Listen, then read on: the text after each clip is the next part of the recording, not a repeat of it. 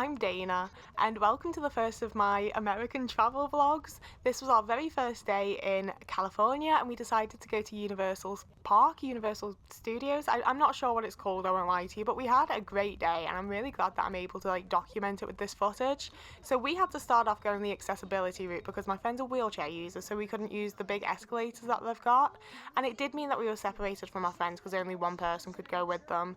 But we got to see this dinosaur immediately, and it's one of those things where I get that it's not real and it's realistically there for kids and everything, but how fun. You're gonna hear me just say the word fun in this video a lot, I'm not gonna lie to you, because it was just so fun. I like as an adult having the chance to just sort of suspend my disbelief for a little bit and be like, oh my god, a dinosaur. And especially because they had really great workers, so there was a woman there that was meant to be the dinosaur zookeeper type thing doing a little talk, and she was fantastic. She made it feel so realistic. And this will have quite a focus on sort of the accessibility of things and how difficult it can be to just have a fun time as a wheelchair user, because we realised very quickly that although we had remembered their charger for their chair, we did not remember the fact that it has a UK plug and we were in America. So their cousins that we were there with very, very kindly went to try and sort that out for us and try to find something to deal with that. And we started out by just going in a shop because we were like, we don't want to go on rides without them, it just feels a little bit mean. We'll go and look around and just shop while we wait for them. And I was immediately quite surprised by just how many shops there were here and how shop focused it was. There must be 5 shops for every one ride that there is, and I'm like, it's a theme park though, why is it so many shops to just buy merch? It was a little bit strange to me and I wasn't necessarily expecting it, but I did really enjoy looking around for the most part. The thing is, once I've glanced at things and know I'm not buying anything, I feel really awkward still being in a shop. So I did spend quite a lot of time being like, okay, I've looked around, I'm gonna go and wait outside while y'all finish up in here, because I just feel awkward and a bit weird, I don't know what I'm gonna do with myself, So I went outside and immediately realised that I'd made such a silly mistake by not bringing my sunglasses and by not bringing things like water, and I was just so heavily unprepared for how different the weather in California was. I won't lie to you, I was expecting it to be hot, that's why I just wore a t-shirt, but just how bright and overwhelming the heat is, and the sun in general, very bright, who knew, bright sun, but it really just, I was very quickly a bit just overwhelmed and a bit oh crap, how am I going to deal with today? And I feel that's one of the most difficult things that I deal with when going out and trying to have a fun day as an autistic person, because as much as I might have a really good time, I still experience so much anxiety over if I'm going to be able to deal with things and if I'm going to be able to actually experience the good time without that overlaying anxiety ruining it, and it often does spoil it quite a lot for me. But I just kept reminding myself that I'd managed to get all the way to freaking America, so I may as well enjoy it. And I was there specifically with my best friend because I know that they're a very safe and comforting person for me. They do all the plans and I just show up and have a good time. And if anything goes wrong, they are realistically the person that mentally deals with it going wrong and actually, sorts everything. So I just kept reminding myself of that and reminding myself I'm safe and I'm looked after here and nothing's actually going to go wrong. If I have a little wobbly, if I have a little meltdown, if I'm a little bit overwhelmed, I can go and sit in a bathroom for 5 minutes and deal with it and use my coping mechanisms to comfort myself and re-regulate a little bit. But I did very quickly realise that I needed to get me some sunglasses, and I did end up stealing my friends for most of this day, but I did eventually buy my own, which I lost right at the end of the trip and I'm really sad about, to be honest with you. But yeah, so once we'd met up with one of my friend's cousins, the other was still trying to sort things for us, bless him. No, we hadn't. I mean, we had, they were there, yeah, there they are. So we met back up with them, and then my friend was like, oh my god, it's the Nintendo store. And I had no idea that Universal had anything to do with Nintendo, I won't lie to you. I'm not a Nintendo fan, I'm not a gamer, I don't really do any of that kind of stuff. But my friend was so excited that it made me really quite, I was quite excited to see Mario 2, I've played some of them a little bit, but I'm not a fan as such. But all the same, it was really quite cool to see how much different types of merch there were, and especially just how much thought had gone into some of it. And you can see that was the autism test of is this thing a sensory nice texture, and it was. And that was the thing that really impressed me, was that most of the clothes were very like nice texture. A bunch of the t-shirts had printed on labels rather than the sticky out ones. The t-shirt my friends, no, not that t-shirt, one of the t-shirts that's there that my friend ended up buying had the ball chain chompy dude on it, and the way they'd done it, it looked like it was neon and then also had like a raised edge so you can actually feel the design, but it didn't like poke through on the other side at all that's actually against your skin. It just feels like a lot of care has actually gone into it, and I did appreciate that, you know, like if I'm going to be looking around in shop after shop after shop, it's nice to at least be able to look at things and be like, oh, that's cool, rather than like, what's this tat? Like they even had popcorn buckets. You saw one a second ago of like the Mario Kart, and they also have the little Mario stars, and the star ones light up and you get free popcorn throughout the park for the day when you buy it. So like, it's not for me, but it was really nice to see my friend get so excited. And I do think that it's all really cool stuff, to be fair. I also really appreciated that pretty much all of the tills were like accessible tills, you know? I'm sure that they've made them smaller for like, because there's a lot of kids and it's a kid-focused park or whatever, but it does mean that my friend can actually like see what they're doing on the card reader, can put their own things up, can get their own things back, can interact with the staff members. It's one of those things that people don't really think about, and I definitely never used to, but it is actually very helpful for a lot of people. And that's one of the things that really annoys me a lot when it comes to a lot of accessibility, is that it's stuff that would help out lots of people, if not everyone, and yet because it's not accessible, everyone's acting like my friend's the hassle when like it's nothing to do with them and it should just be that way anyway. But yeah, so we got the free popcorn. I mean, it's not free because you have to buy the popcorn thing, but we got some popcorn, did a little photo op. It was a fun time.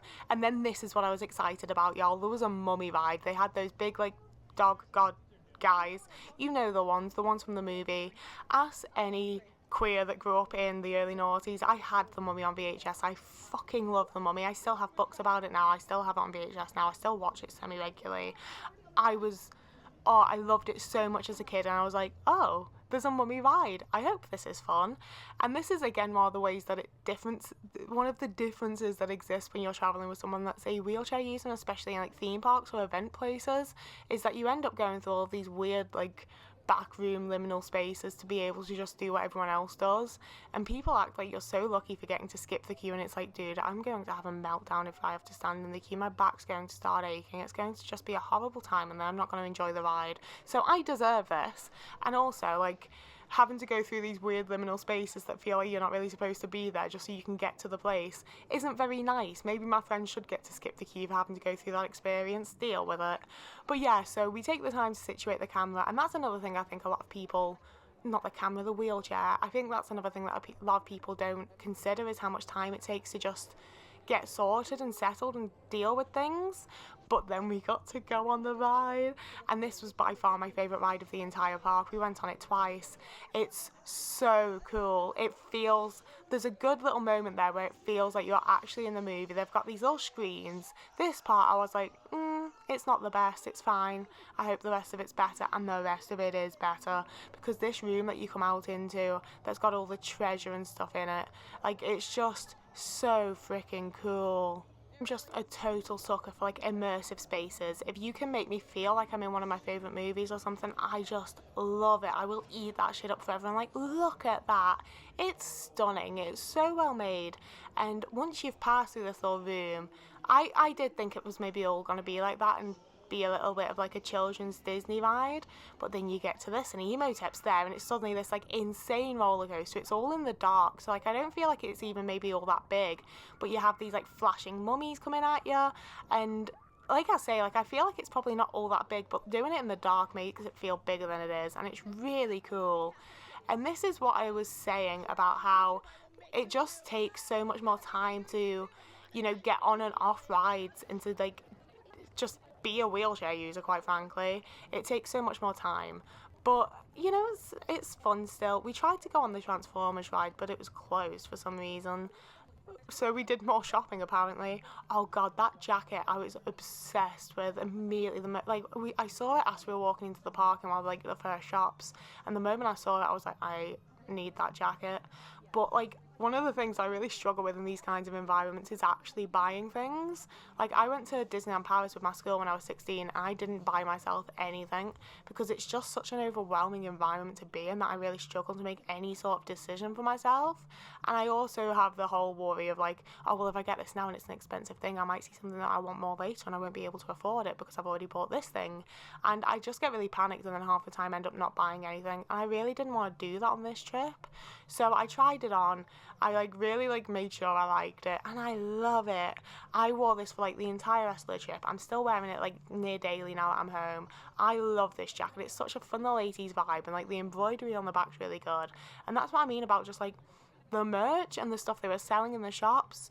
I appreciate that it at least felt like good stuff, you know? I don't like it when it's just a load of tat, I'll be honest with you. But I also don't love that like so much of the experience here is the shopping, you know? Like, there's really not that many rides. There's not even stuff to look at, you know? Like, I was definitely less put off by Warner Brothers having a great big shop afterwards because I'd already seen stuff and been given the tour and been through the museum and seen all this really cool stuff. Whereas it just felt like there was no, like, you went on a ride and then you just had to look through a bunch of shops. It didn't really feel like there were any, like, free activities for being there, even though I'm pretty sure we paid, like, an entrance ticket. Like I say, my friend just plans and sorts everything and I show up. I'm 99% sure there is like an actual entrance ticket that probably isn't cheap. And it does feel like most of the purpose of being there is to buy things.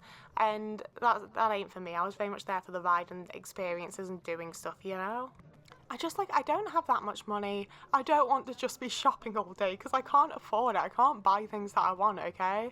So we spent some time sorting out my friend's chair, changing their battery, making sure that they were all good. And that's what I mean with like, it really does just take so much like extra mental energy as well as extra time to like exist as someone who's a wheelchair user. And obviously it's not like my personal experience because I'm not the wheelchair user. I'm just autistic. I need constant hugs from my best friend to be able to self-regulate and exist as a person. But you know, I'm the tag along that's experiencing it secondhand, and I do want to point it out and make people think about it a little bit because I really don't feel like people do, and it would lead to like much better accessibility and much more understanding of like the disabled experience or whatever if people just knew a little bit more. I would like to think people would be a little bit nicer, but to be fair, everyone was really nice this day. And then we got around to the Nintendo World entrance, which is where we were headed the entire like hour and a half that you've already seen, you know? Like, I know it's only 12 minutes in this video, but we filmed like everything all day and it was super, super long. But this was the first bit where I was like, oh, this is actually sick. Like, this is so cool. And I'll give some of it's that, like, it's basically a sensory needs tunnel, is it not? Like, I could have sat in there and just watched those lights all day. It was so nice. It was a little bit loud, but I can live. And then you come out through is it a wormhole? It's just the Mario pipe, and you come out into like Mario World. I mean, it's Nintendo World, but it's all fucking Mario. And like, again, it's just so immersive in such an insane way. Like, it feels like you've just stepped into like a level of Mario Kart or something. And obviously gaming and Nintendo and stuff like that is also one of my friend's special interests, so they were just losing their fucking mind with excitement. And like, I've made the camera like spin a little bit to show you everything because I just think it's so cool. It's so well made. It feels so like, obviously it is real, so it would feel realistic, but to be able to take like a video game world like that and create something like this is just so impressive to me. And this was us figuring out that in order to interact with 99% of the stuff here, you had to spend at least $50 on all the little wristband things. But that does mean that you can play some of the games that are here and like hit the little blocks and stuff. And as you can see from the editing there, I'm just so impressed by the way everything looked and the way it really felt like we were in a Nintendo game, you know? Like, it felt like we were inside of a Mario game. But as I say, like, most of the like what would appear to be like free interactive things that you can do here because you've already paid to get in, you have to buy this like super pricey wristband. And it's one of those things where, like, for me personally, as much as I think it's cool, it just was not worth it. It's not my kind of thing, you know?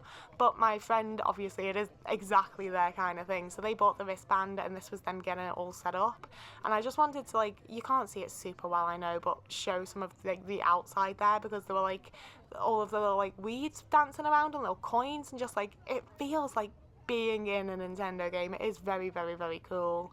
So then I got a little bit overzealous here with what I would be able to fill the wordy bit with, but I'm so blown away by the way it looked. And then my friend was all set up, and like I say, I do think this is super cool, and if it's something that you're like genuinely like have an interest in and really enjoy, then it's so worth doing. But I was starting to just really, I wasn't exactly tired so much, just like it was all too much for me. Like you can kind of hear I've turned the sound down a lot, but this first game that we played, that's like an interactive one for if you've got the wristband, it was just constant ringing alarm clocks, and it made my head feel like it was going to explode. So I spent a lot of time here just like squatting in bits of shadow, to be honest, because my back was also starting to really ache. I'm getting old, what can I say? I ache and things get painful, and I have a really tough time sometimes. But it's this game where you've got all these alarm clocks, and when one turns red, you've got to bop it, and you get like points on the wristband. And because there were 4 of us, we could all take like our own little section. And I will give that it was really, really fun. I do really enjoy games like this. It's just one of those things where I'm like, it's a completely pointless thing to do if you don't have the wristband. And I feel like there should be more things that are actually fun to do that you don't have to buy extra add-ons for. But I guess that's just the capitalist society that we live in, is it not? Like, what can you do? So after this, everything really got to me, all of the noise and all of the people and how bright everything was, both like in the way of the sun but also in a Nintendo world, like everything's such a bright colour, you know. It was really sending me, I really didn't feel well. So the little like Nintendo restaurant place let me like pop into their doorway where it was a bit cooler and there was air conditioning, it was shaded, and they gave me a cup of water, and the staff were really, really lovely. The staff like throughout the park, like throughout our entire trip in America, honestly, apart from one waitress in Red Robin, all of the staff members everywhere that I came across were so, so lovely. So they just looked after me for a short while, honestly. When my friend went and like sorted a reservation and did some other bits, I just hung out in that little doorway being ignored and being in the cool, and I felt a lot better for it. It really let me like re-regulate myself. And then I emerged.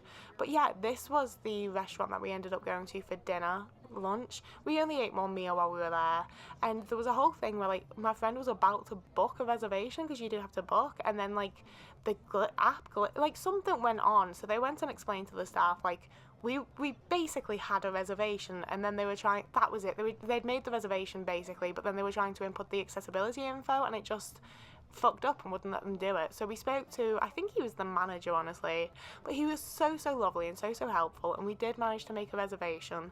And it's again, I'm really torn, because it was good food and it did look incredible inside, but the queue was ridiculous. The queuing was just absolutely insane for a restaurant, and the food was super expensive. But we'll talk about that more when we get to it, because even though I'd just had my little break there, I needed more water, I needed more time to just decompress and be in the quiet, because every time I thought that I was okay and I'd step back out into the park, it was just so loud. Like, not only all the people, but like all of the different games and blocks and things all made their own different noises, and like there was music playing at every single corner of the park. Like, other than the bathroom and that little alcove of a restaurant I sat in, there is literally not a single place that is quiet. Like, I don't need silence, you know. Like, I understand there's going to be crowd noises.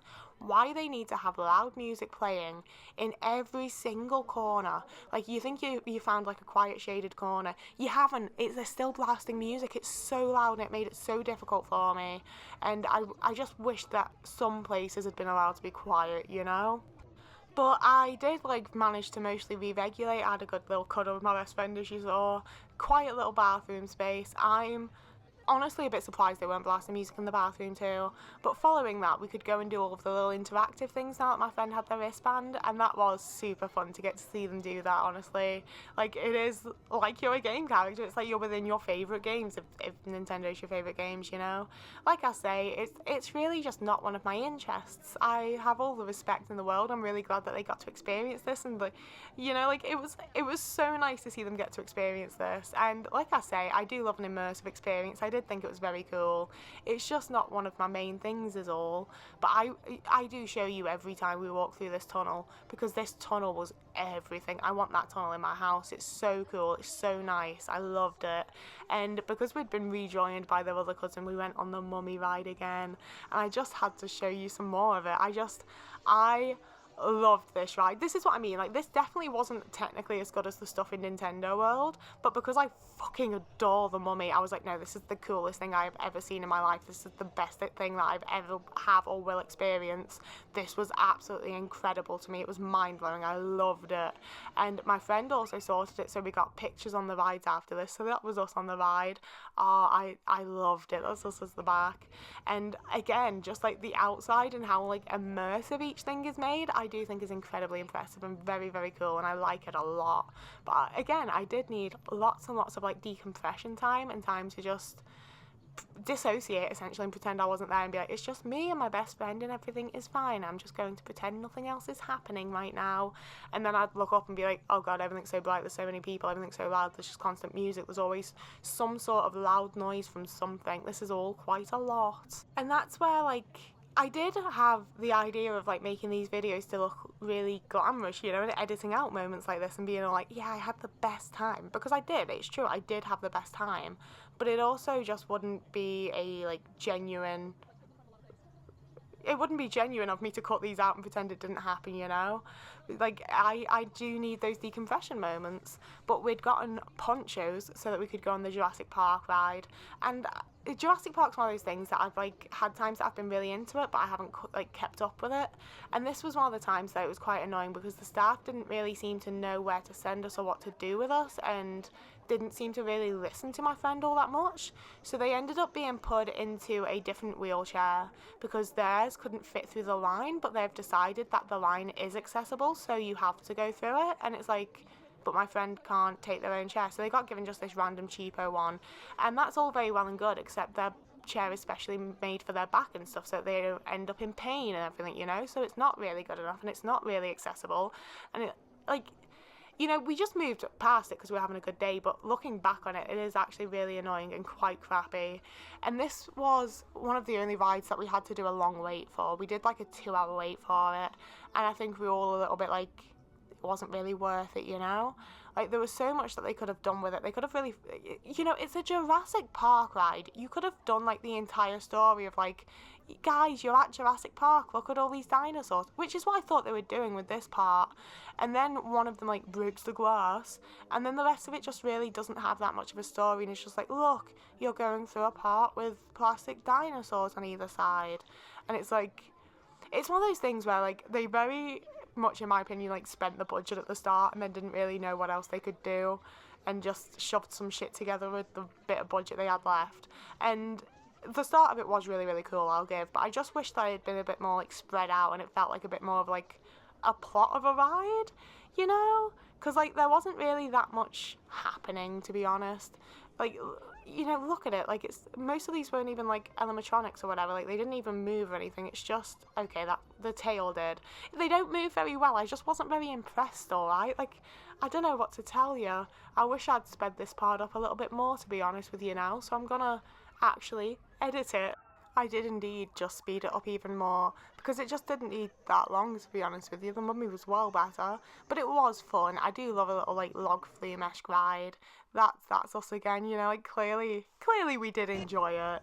And then there were more fucking shops, just shops everywhere constantly, and there's a certain point as well where you're like, most of them have the same stuff. But I was convinced I was going to become a hat person when I was in the US. I was like, I'm going to buy a hat because it's sunny here. I never bought a hat. I'm not a hat person. I really wish I was, but I'm just not. And yeah, I just wanted to give like the honest thing of like, we spent so much time just like, every ride starts and ends with a shop, it feels like, and then there's like 4 more before, like between each ride, and there honestly just were not that many rides. A lot of the time is spent just sort of like wandering around the park and trying to find places. And at this point it was a case of like, I was so overwhelmed after we did each and everything that like I was just sat in the bathroom at this point taking deep breaths and be like, I just need 10 minutes on my own with no one here to just breathe and reconfigure myself and get my shit together. And like, I feel like you can see from my posture and shit, like I still didn't really much have my shit together, honestly. Like, I really struggled. And again, it's not something that I really like overly want to show, because I do feel like I'm a bit of a buzzkill and ruin people's day, but that's the way life be. for a little autistic being like me. So then we were finally in the restaurant queue, which, as I mentioned, was absolutely massive because you had to wait in order, like in the first queue to go and order your food, and then you had to wait again to get shown to your table. And I've just never seen a restaurant that works like that, and I think it was a bit insane. But it was, as you can see, it is like you're going to eat at a restaurant within Nintendo World. The world of Nintendo. I don't know the correct terminology for it, okay? I'm not a fan, I said. But it was incredibly cool to see something that just looks like you're living inside a game, you know? Like, they had the windows that were all screens that, like, showed a little story of, like, what was happening outside with the big bullet dude coming and stuff. It was... Oh, sorry, I burped then. But it was very, very cool. And I had the most incredible tomato soup, I will give. It was really good. And we got to keep the bowls as well because they look like the little mushroom dudes. Like, the main bowl's the body and then there's a bit that comes off the top. I gave them both to my friend because they're actually a fan of it. But it was like $21 for some tomato soup, and it was the only vegan thing on the menu. And it just... I don't feel like tomato soup should ever cost that much money, you know? But at the same time, it was genuinely the best tomato soup of my life. It was delicious. And I feel like I spent so long on this part here because, again, I want to show how long it takes to just sort yourself out as someone with a wheelchair. And especially, like it takes me this long to, like, re-regulate myself, and I do appreciate that I have so much downtime by having a friend who has to take the time to do that, you know? It really does work for us. But it also just eats up so much of your day when you could be having fun and stuff if things were just a little bit easier and more accessible and things were better. But we were here approaching the end of the day. It did rain as well. I saw rain in both California and Arizona, which I wasn't expecting. So my friend's just checking the points that they got on their wristband thing because you buy, like, the different character ones and you're part of a team, and it's, again, I'm sure it's like a lot of fun if it's the kind of thing you're into.